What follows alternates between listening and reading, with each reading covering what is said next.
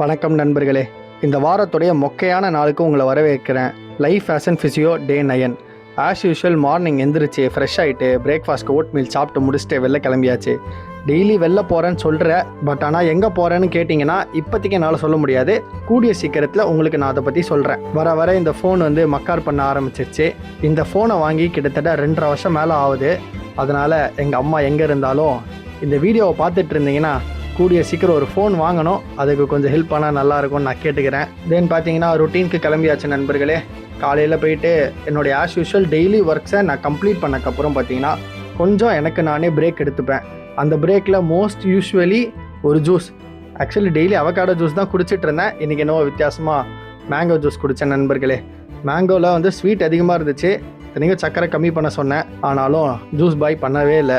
வர வழியிலே ஃபோன் செத்து போச்சு. டேபை வச்சு தான் ஓட்டிகிட்டு இருந்தேன். அதுக்கப்புறம் வீட்டுக்கு வந்துட்டு எடிட்டிங் வேலையெல்லாம் பார்த்து முடிச்சுட்டு ஆன்லைன் செஷன்ஸ் எல்லாத்தையும் கம்ப்ளீட் பண்ணிவிட்டு இந்த மாதத்துக்கான என்னுடைய ஷெடியூலை நானே பிளான் பண்ணிகிட்டு இருந்தேன். அதை நாளைக்கு வீடியோவில் நான் உங்ககிட்ட சொல்கிறேன். ஈவினிங் அதிசயமாக ரொம்ப நாள் கழித்து ஜிம்முக்கு போயிருந்தேன். பட் ஆனால் ஃபோனில் ஸ்டோரேஜ் இல்லை நண்பர்களே. எந்த வீடியோவும் எடுக்க முடியல, மன்னிச்சிருங்க. அதுக்கப்புறம் கிளினிக் வேலையெல்லாம் முடிச்சுட்டு வீட்டுக்கு வந்துட்டேன். அதுக்கப்புறம் தான் இந்த டேவை ஃபுல்ஃபில் பண்ணுற மாதிரி ஒரு விஷயம் நடந்துச்சு. என்னென்னா மூளை செலவலுக்காக இன்ஸ்டாகிராமை நான் நோண்டிகிட்டு இருந்தபோது ஒரே ஒரு ரீலை பார்த்து எனக்கு டக்குன்னு இன்ஸ்பயர் ஆயிடுச்சு. என்னன்னா இவர் தான் நாட் ஜஸ்ட் ஸ்கோலியோசிஸ் அப்படின்ற ஒரு நபர் பார்த்தீங்கன்னா அவருக்கு பை பர்த், அதாவது கன்ஜெனிட்டல் ஸ்கோலியோசிஸ் இருக்குது.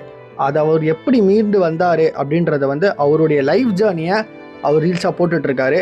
ஏன்னா ஆஸ் அ ஃபிசியோவாக ஒரு ஸ்கோலியோசிஸ்ன்றதை பற்றி நமக்கு ரொம்பவே தெரியும். அவ்வளோதான் நண்பர்களே. அவர்கிட்ட கொஞ்சம் நேரம் பேசிட்டு நான் இந்த டேவை முடிச்சுக்கிட்டேன். முடிஞ்சால் அவருடைய ஐடியை செக் அவுட் பண்ணுங்கள். நன்றி நண்பர்களே. பாய், நாளைக்கு பார்க்கலாம்.